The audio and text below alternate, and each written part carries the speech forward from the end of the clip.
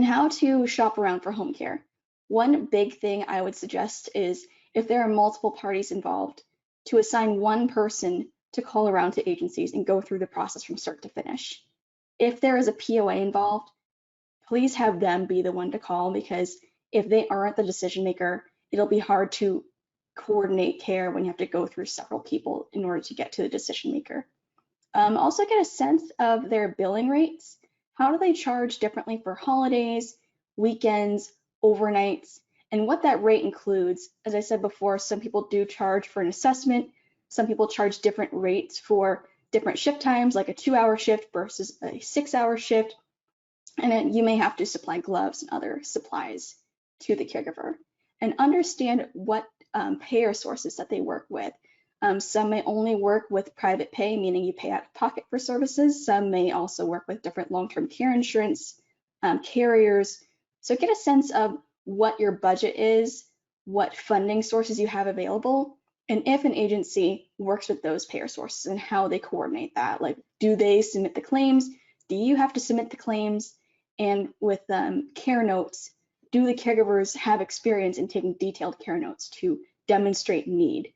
And then once you've found your home care agency that you want to work with, you have to know what to do next. I would say work with the team to create a care plan. Your home care agency will probably create a care plan based on the assessment when they first came out. Usually it's a nurse or a care manager.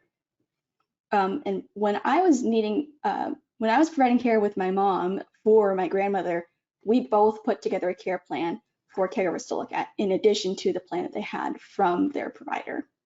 It really helped us to establish expectations like, oh, my grandmother really likes listening to this type of music, or she really likes this type of food, if you could make that, or she likes going outside, she likes gardening, to really help them get a sense of her personality and who she is. And then to also set expectations for what you want to see in your loved one's care experience. Don't be too anxious to quit services when your loved one is over the condition that they've had. If it's temporary, make sure that your loved one is living life to their fullest, and understand what the process looks like moving forward. If your loved one is living with a terminal condition, improvement may not be realistic, but you want them to have a high quality of life that they enjoy and being able to engage in their interests. I would also make sure to set clear boundaries. Just because you're home does not mean that you're necessarily available to cover a shift. Some may triage clients based on if they have someone at home able to care for their loved one, like, oh, if I don't get this shift filled, someone else is home to take care of them anyway. So make sure you set those clear expectations in saying, I expect you to send someone, and we can be flexible in terms of who gets sent out.